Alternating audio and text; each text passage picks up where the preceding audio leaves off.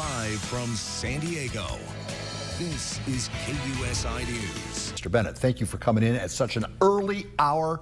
I bet you're spinning a lot of plates right now about Yeah, now, it's all good. Yeah, like to be here, so this is the time to be here. All right, so tell us what's up first on the schedule. Well, so we are actually opening an opera, Carmen, Friday night, which closes this season. It's the last opera of the season, grand opera, tunes that everyone knows, big, passionate story. That's this weekend.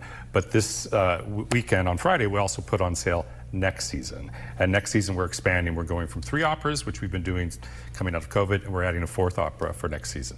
That would suggest to me that people who support the arts are stepping up big for you. Yeah, I think so. Philanthropy is growing, which is very important to us, but ticket buyers are coming back. You know, it's been slowly building coming out of COVID, but we're seeing sales increasing with every opera that we're producing now. But at the end of the day, you need to have corporate support, do you not? Corporate support, but also individuals that give donations, right? Yeah, about 70% of our expenses are covered through donations. Because I would argue that when things get tight economically, the first thing that always gets cut is the arts, both at the academic level and out at the Balboa Park. But that's to our own detriment, don't you think? Oh, absolutely. Yeah. I mean, you're filling the role of schools, are you not? We are. So when I was a child, there was lots of music education that came through the school districts. A lot of that's been cut. So organizations like us, we are now providing arts education that happens in the schools year-round. So that's a whole other part of our business that we do to help make sure that audiences of the future are prepared and can be engaged with art forms like opera. So speaking of the future, what's the 27 season? 26, 27. Yeah. So we're going to 4 operas. We open with an opera called Fellow Travelers. That's at the Balboa Theater. That's a chamber opera, so it's in a smaller theater.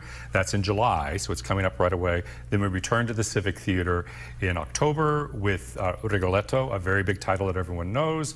A really interesting opera in February. It's Susannah, which is an opera that was written in the 70s about a Appalachian sort of religious story with a family, and lots of very beautiful moments to that story. And then we close with one of the greatest operas, Marriage of Figaro, in April. So a year of lots of opera. Does our proximity to Los Angeles help attract big productions, or does it hurt because they figure if they go to LA, they don't have to come down to San Diego? Well, I think that the audiences are discreet enough that we're not really competing, but if people that love opera live in LA and they see something that's different than what they can see in LA that's happening in San Diego, that's to our benefit. That we do have a lot of people that come down to see opera here.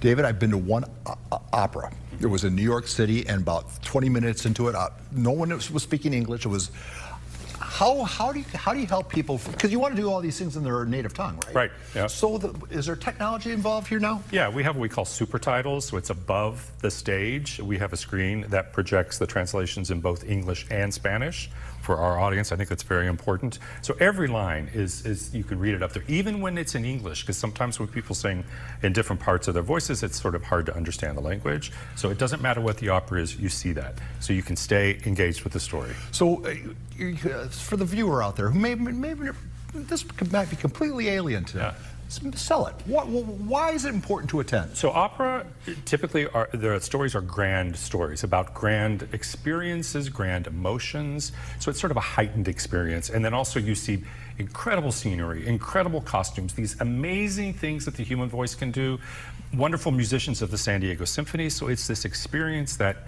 is like none other when you bring them all together.